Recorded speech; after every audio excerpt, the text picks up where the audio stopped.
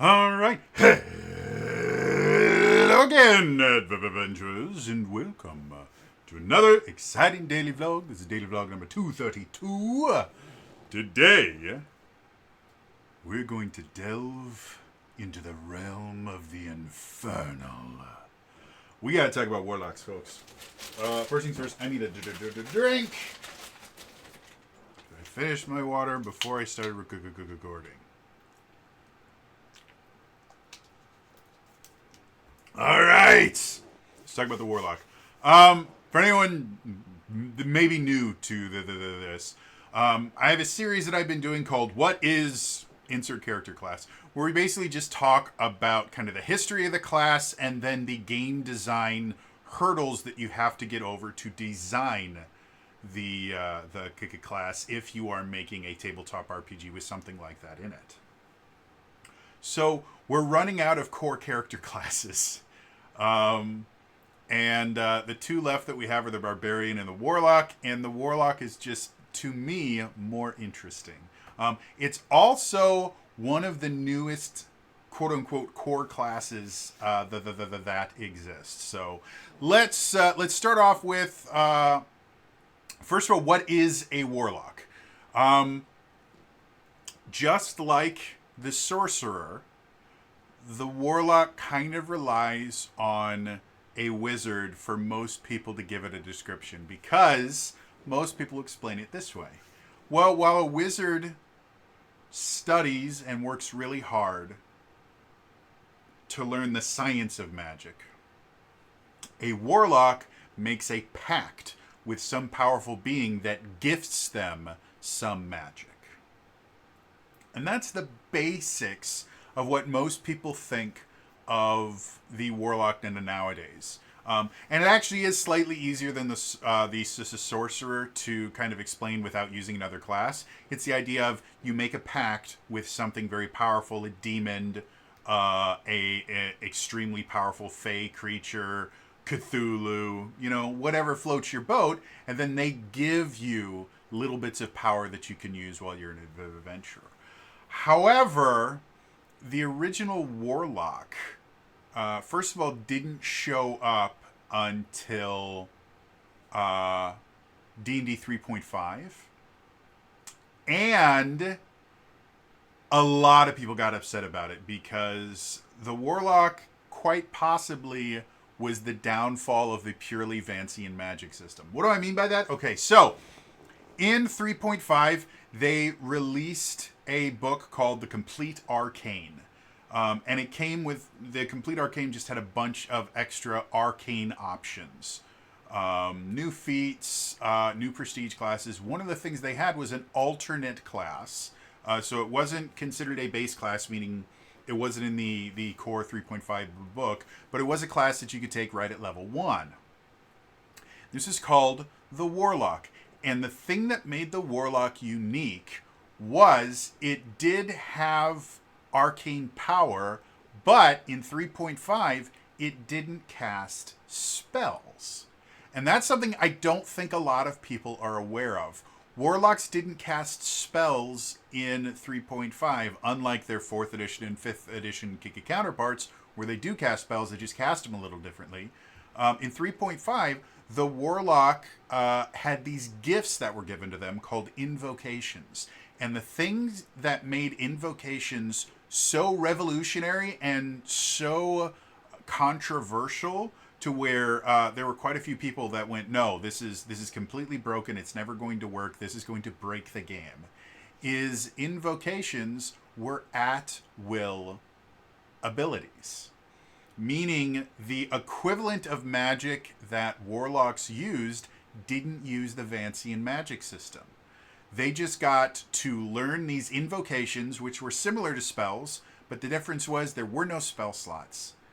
There was not any recovery on a long rest or anything. You didn't prepare them.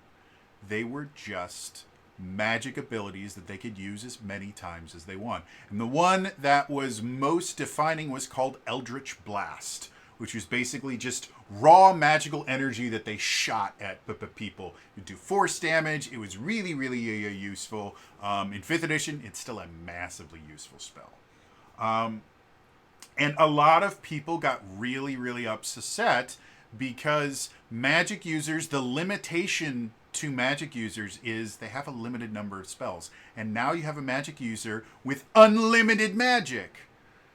Now, invocations were not the same as spells as far as power was concerned.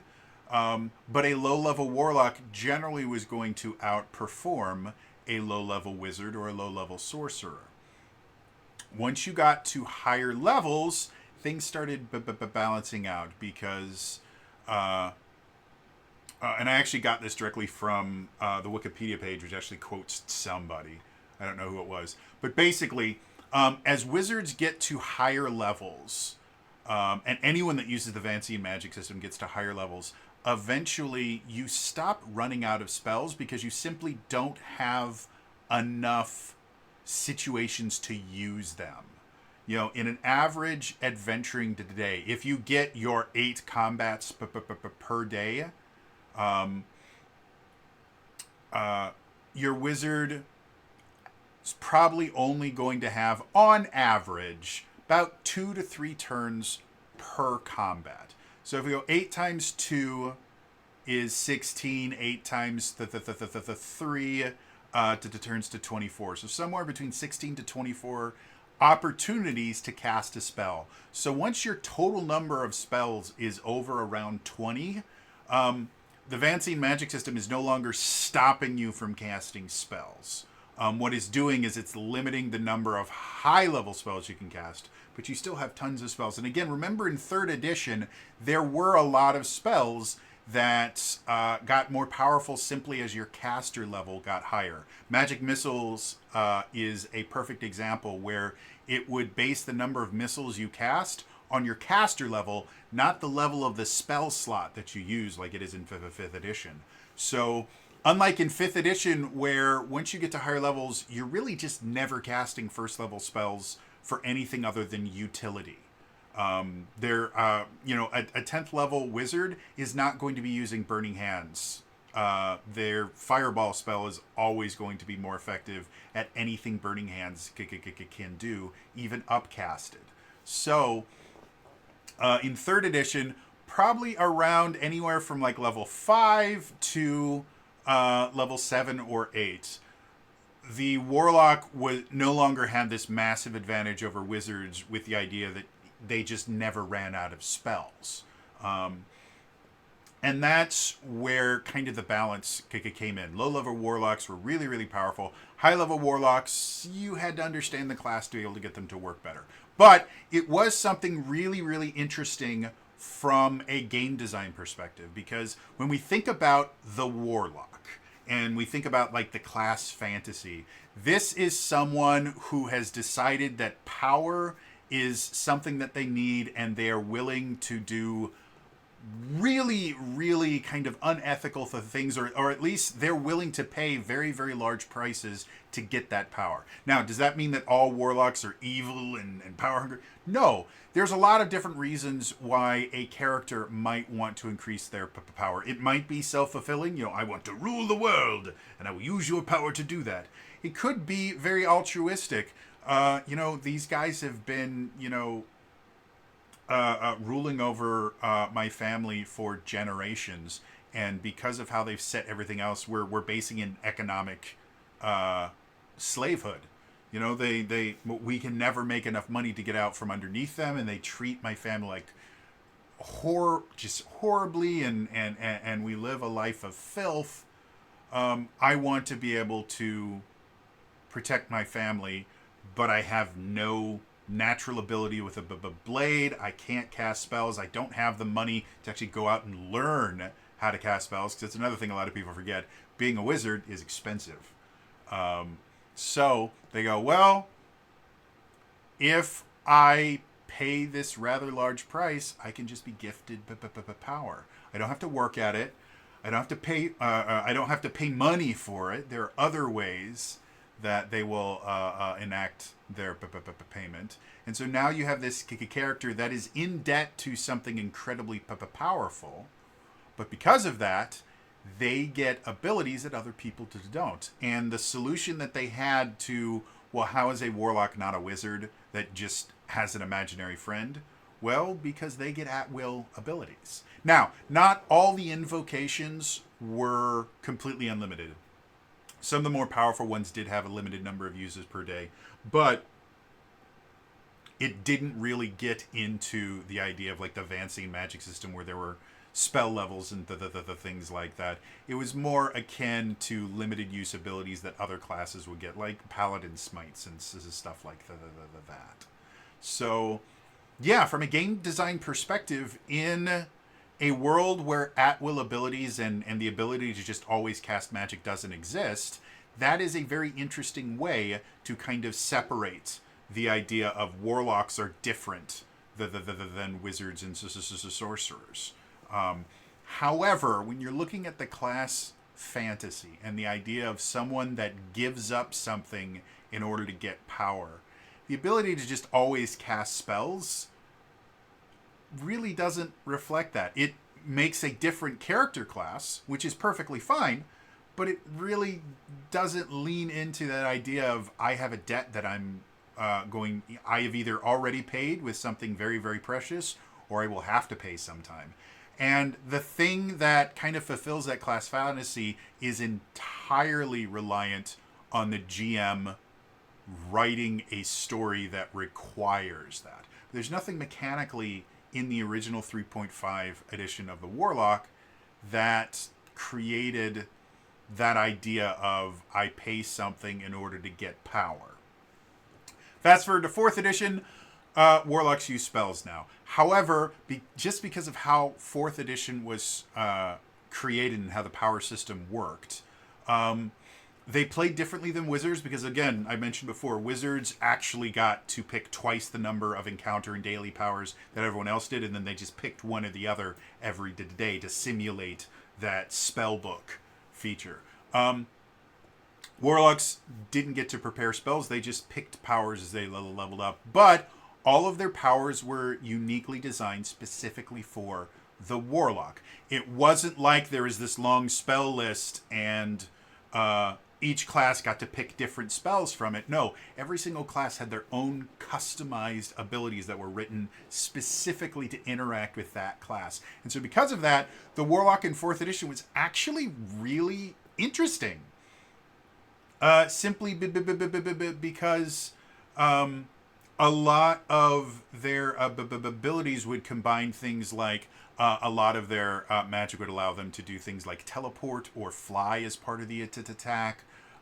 They were strikers, so they were designed to do a lot of damage, but they did play very, very differently than wizards and even sorcerers because all of their powers were designed around the idea of the Warlock. However, there is nothing really in the class that was built around the idea of I pay a great price and I get power for it. Again, that was entirely flavor. And if you took that flavor away, the mechanics of the class still work perfectly fine. Compared to something like the Paladin, where the fact that they are... Sorry, I hit something in my mouth. Hold, please. The fact that they serve a deity actually has mechanical benefits. A lot of times, depending on, like if you look at 5th edition, depending on the oath that they take, it will change the spells that are available to them. It will change the abilities that they have, and all of the abilities are built around the oath that they take. So if you were to take away the flavor of the class, you would also be losing a lot of the mechanics because the mechanics are based entirely on the flavor. And that can be true of wizards as well, like even like early magic users before they became wizards. If you take away the flavor of the class, this character that spends all this time studying, you lose some of the mechanics. The idea that they have this spell book that they're constantly writing in, and that like a lot of that is flavor that has mechanical aspects. And there just really isn't any of that in the Warlock when we get to 4th edition. Get to 5th edition, it's the same thing. First of all, 4th edition gave every class at-will abilities. So one of the things that made the Warlock, or the biggest thing that made the Warlock unique in 3.5 was taken away from them. Now all the classes have that. We go to 5th edition, all magic users have what are called cantrips, which are at-will spells that get more powerful as you level up, which is effectively what a lot of Warlock invocations were. So now everything about the Warlock from a mechanical standpoint is now pointless. Every class gets the things that made the Warlock unique. So they decided to change how the Warlock interacts with magic. Pact magic basically means you only get a maximum of, I think it's 4 spell slots throughout the entire lifetime of your Warlock. Just 4, that's it. However, these 4 spell slots start at level 1. You only have 2 spell slots when you first start out. But as you level up, they get to be higher levels, meaning anytime you cast any level, I think up to level 5. Yeah, level 5 is the highest you are always casting that spell at the highest level. In addition to that, the Warlock gets their spell slots back on a short rest, not a long rest like literally every other class. So it does mean that the Warlock plays very differently from the other classes. None of that really fits in with the kind of class fantasy of I pay a high price and I get power for it. So because of that, there's really just nothing there. When you get to 2nd level, you actually get the invocations. They brought invocations back, but they're no longer spell-like abilities. What they are is they modify existing things that are already there. There are some things that let you do things like cast mage armor at will, so it modifies a spell that already exists. There are a bunch that modify your Eldritch Blast that make it do different things. Like you have one that makes it so you can push targets away, another that lets you pull targets closer every time you hit them with Eldritch Blast. There's another that allows you to add your charisma modifier to the damage of Eldritch Blast. Like there's a lot of different things. They eventually, depending on the pact boons that they take, they can get a smite-like ability. Like there's a lot of different things that happen with it. Still, none of it really fits into that class fantasy of I pay a great price to get power. And that aspect of the Warlock is still reliant entirely on the DM.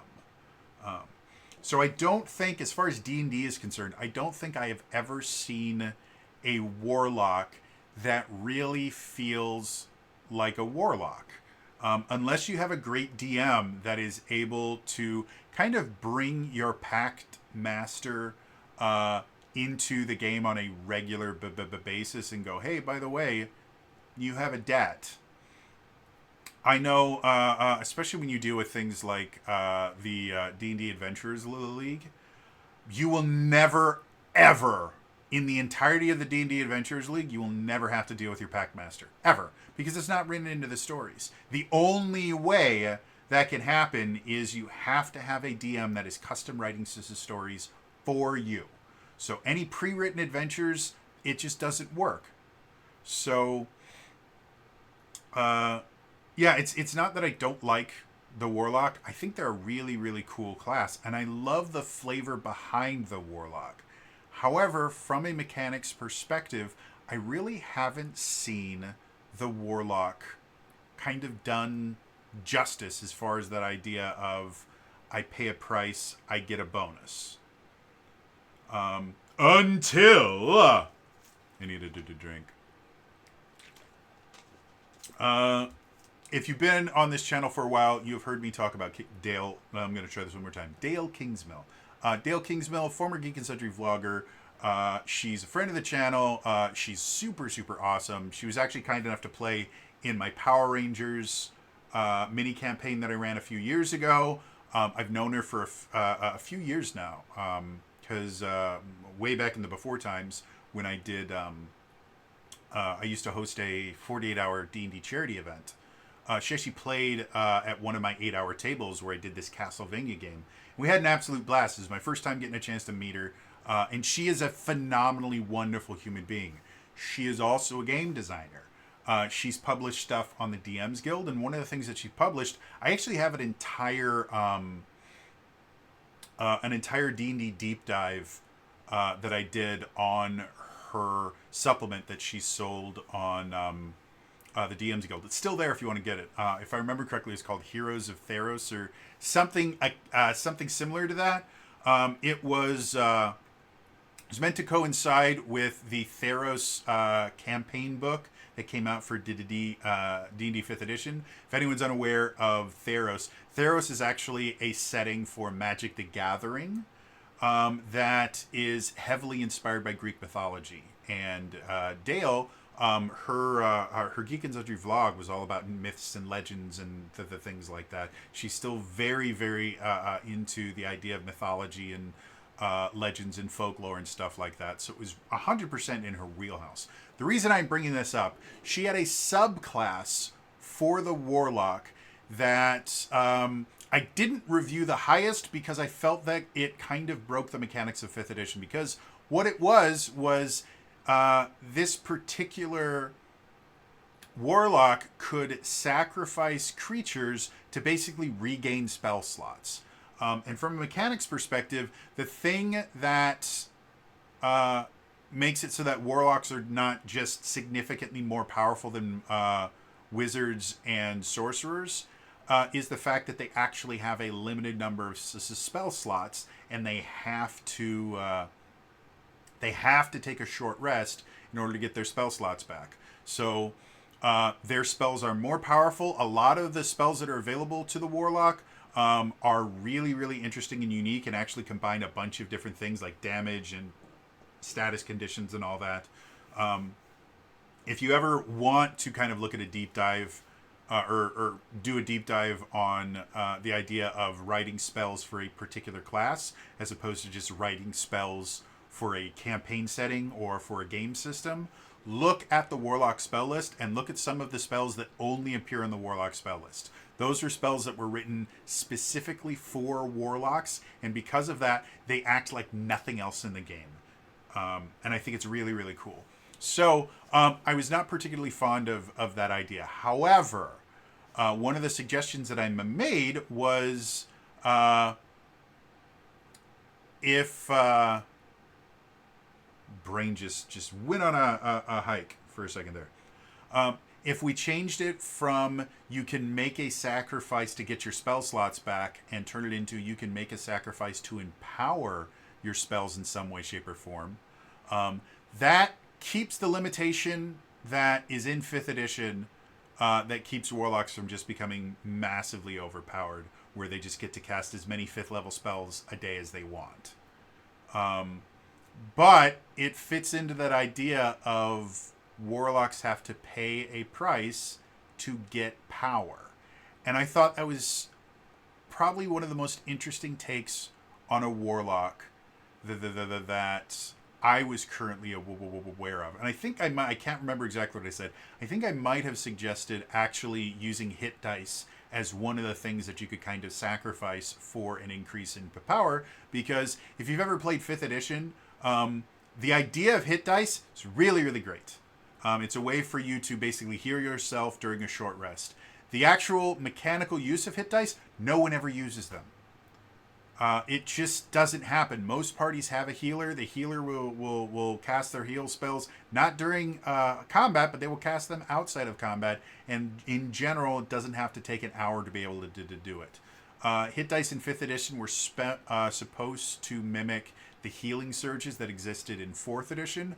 However, healing surges in 4th edition took 5 minutes. A short rest was 5 minutes in 4th edition. So you could just literally right after combat burn some healing surges, and that actually required you to keep track of how many healing surges you have. Additionally, because when you were healed in combat, you would actually use your healing surge in order to regain hit points. So if you ran out of healing surges, you couldn't get healed in combat either. It was a really, really great system that I hope they someday bring back because it worked so well and it made healing so much fun in 4th edition, whereas in 5th edition, healing is mostly useless. The most valuable thing you can do as a healer is take someone who has 0 hit points and give them at least 1 hit point. That is the most game-changing thing you can do in the game, because with a few rare exceptions, you are never going to be able to out-heal the amount of damage that the enemy does, and then you're just wasting your turn by casting healing spells in 5th edition. Healing is not great in 5th edition. So, getting back to the Warlock. The idea of having to either use some of your own hit points or use something else connected to the well-being of your character to empower your abilities, I think, is really interesting and really fun. Again, the reason that I suggested using hit dice is because you just don't use them in 5th edition, and this would give the Warlock some sort of use for their hit dice, which would be very fun. However, if we go into game design mode, where we are designing our own tabletop RPG, and now we're trying to create a Warlock class, one of the things you need to focus on, and again, the Warlock class, we're going to define a Warlock as a character that gets some sort of superhuman ability, but in order to get that ability, they have to pay some sort of price for it, and they get it from some very powerful entity. And that kind of broad generalization of a Warlock allows it to exist in a lot of different situations. In a kind of cyberpunk thing where everything's technological, a Warlock could quite literally just be someone that contacts a corporation, and the corporation just basically gives them all these gadgets and that, as long as they can pay for it. And as soon as they stop paying for it, well, you can either do this job for us and we'll supply you with more gizmos and gadgets, or we can find another way to get your payment. And so that creates that same dynamic without actually having to have a magic system involved. So that's what I'm going to say is my kind of broad definition of a Warlock. A character that wants some sort of supernatural ability, and in order to get it, they have to make a deal with a very powerful being and pay some sort of price for it. So when we're talking about game design, again, I am a huge believer in the idea that your mechanics should be directly based on the flavor and lore of your campaign setting or your RPG system, not the other way around, where you come up with mechanics and then try to come up with some lore to explain why it works that way.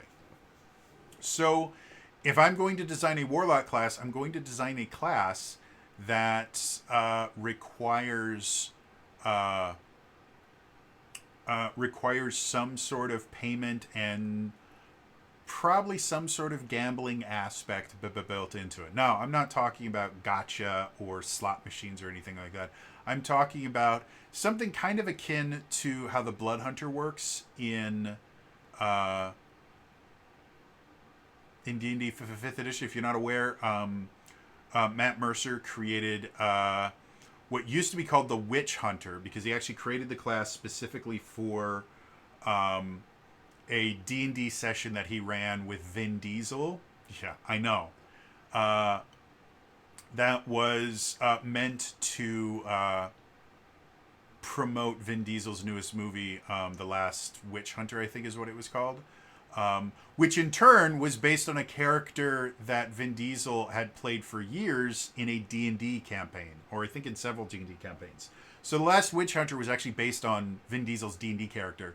And so Matt Mercer created a Witch Hunter class specifically for Vin Diesel to play. And it's actually, I think it still exists on the internet somewhere. I think it used to be on Geek and Sundry's YouTube channel. I don't know if it's there anymore. But it was a cool idea, but eventually, because The Last Witch Hunter was copywritten and owned by the people that made the movie, he had to change it to Blood Hunter, and he started kind of expanding it to not just be a way to recreate a character that Vin Diesel played, but he turned it into something pretty cool. One of the subclasses is a Witcher, from like The Witcher, like 100%. They prepare vials of stuff, they drink it, they get poisoned. They're Witchers. The other ones have other cool stuff that they do. But one of the things they have in there is they have this ability that allows them to basically empower their weapons by spilling some of their own blood. So they roll this blood die, and they take that much damage in order to activate this aura on their weapons. It allows them to do specific types of damage and a bunch of other things. And there's aspects of that throughout the entirety of the class where they can empower some of their hexes by, burning some of their own hit points. And to me, that class fits significantly better mechanically as a Warlock than the actual 5th edition Warlock, because again, they have to pay a price in order to gain more power. So if we're actually designing a Warlock class, that's going to be the first thing that I want. So the Warlock is a spellcaster, so we already have a spellcasting system because we've already designed both a wizard and a sorcerer, and each one interacts with the spellcasting system differently, where the wizard actually uses spells and the sorcerer that we just built kind of piecemeals their magic together to create these effects out of 3 different pieces. The Warlock is going to be even more different. I like the idea of invocations from the 3rd edition, where there are these specific abilities that are granted to them by whatever they make a pact with. And I like the idea that different pacts give you access to different invocations. So the first thing we would need to do for this particular system is we would need to create a list of invocations, and those invocations would be divvied up between different packs. And I don't think the invocations have to be completely exclusive. Like, I think the idea of certain packs sharing certain invocations is perfectly fine. But the thing that's going to make the invocations more interesting is the invocations in and of themselves give you spell-like abilities, but they're not spells. And at their base form, they're still relatively useful. I like the idea of cantrips and at-will spells. It was one of my favorite things about 4th edition. It's one of my favorite things about playing any spellcaster in 5th edition is cantrips are fun.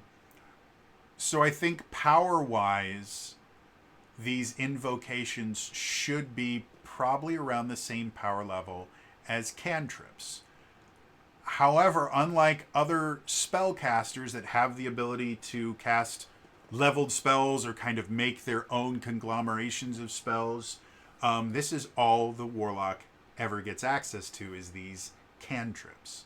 However, they have the ability to empower these invocations by spending something precious. And I think the thing that you spend might should be connected to the pact that you make. Like, if you make a pact with a devil or a demon, I think spending blood makes perfect sense. So to empower spells, you have to actually spend some of your hit points or something related to your well-being. Whereas, if you get a Fey pact, maybe the things that you have to suspend is effectively maybe like your intelligence, where every time you upcast a spell, it reduces your attack roll, or it reduces your perception score, or eventually you have these tiers where as you upcast things more and more random things start happening. Like every time you use an invocation after you've empowered them twice, there's a chance that the invocation will be randomly targeted or something. It would take a lot of playtesting to figure out a good balance for it. But again, it gives you this kind of gambling aspect to the character, because no matter what you do, you have your kind of base abilities that you just get to use, But if you want to be more useful, if you want to get more benefits out of it, you can kind of gamble. Do I really need all of my hit points? How bad would it be if just every so often I hit the wrong target? Is that the worst thing that could ever happen to me? Things like that. And as far as empowering them, yes, 100% the empowering could be just more damage, bigger numbers. It's perfectly fine. But at the same time, empowering could be things like, okay, well, in addition to doing damage, you blind any target that you hit with this. Or in addition to doing damage, you create an area that's difficult terrain. Or if this ability, this area attack happens to also hit one of your allies, then it can either give them some kind of benefit to kind of offset the fact that you just hit them in the face, or it makes the bad guys take even more damage. There actually was a power in 4th edition that I think was it was a wizard power. But it was an area of ability, and if one of your allies was in the area of effect, it did more damage. It was a cool little thing. So, in creating this warlock, you need to have a hit point system. It might not be a bad idea to have a healing system akin to healing surges or hit dice. That especially if you are going to tie it to health. Excuse me. If you are going to tie it to health, then having a way for the warlock to heal themselves that exists for everyone else does kind of make sense, because at that point, sorry, there's an eyelash on there. At that point, again, the warlock needs to make choices of, are we going to be getting into a fight where I'm going to need all of my hit points, or can I afford to not have as many hit points or not have as many hit dice or healing surges for healing afterwards? Things like that. Again, good game design gives you choices. Bad game design gives you right answers. Yeah, to me, that's what would make a really, really cool warlock. As they get higher, they get access to more powerful invocations that might just be upgrades on their low-level invocations, or they might be brand new powers. I think a mixture of both of those makes for a very interesting leveling process. But in addition to their invocations, they also get access to this kind of board of, well, these are other things that you can do to empower, and this is how much each one costs. And you can give them a limited resource to spend on these things, but at that point it no longer feels like, well, I have to pay a price, because basically you're betting with the house's money at that point. As part of the class, you are given a limited resource, so you're given something that you just kind of give back to them. That's not really making any sacrifice or anything. That's just using something that is given to you. So yeah, I think for a good warlock, you need to have something that is intrinsic to the character. Maybe even selling some of your stat points. Like if I empower this spell, my strength score goes down by 1 until I finish a long rest or a short rest or something. You know, things like that could make for very interesting situations, and it would also make for very interesting character building, because right now, the vast majority of warlocks in 5th edition will just give themselves a really, really high charisma score, and that's all they care about. The rest of the stuff that they have, they can basically use as dump stats depending on the subclass they use, the pack that they decide upon. So if you have a character that, depending on which ability score you lower, will do different things, they might not put all of their stats into just their casting ability, which again for warlocks is normally charisma, and they might start adding points to other stats that they normally wouldn't, simply because, well, that means I have a larger pool of things that I can spend. So you might see a warlock with 16 charisma and 18 strength because all of the things that require strength to be spent in order to empower your invocations are the things that this particular character really likes. That would make for an insanely interesting character to play, because at the beginning of the day, that particular character will be good at a lot of different things, and then by the end of the day, they'll be good at not a lot of things because they will have spent all of these things. Now, again, that's another thing that would require a lot of play testing to find that happy medium of, you know, having high stats and then low stats depending on how long you've been playing doesn't get abused. But I think it's something that could be play tested enough to create an interesting situation.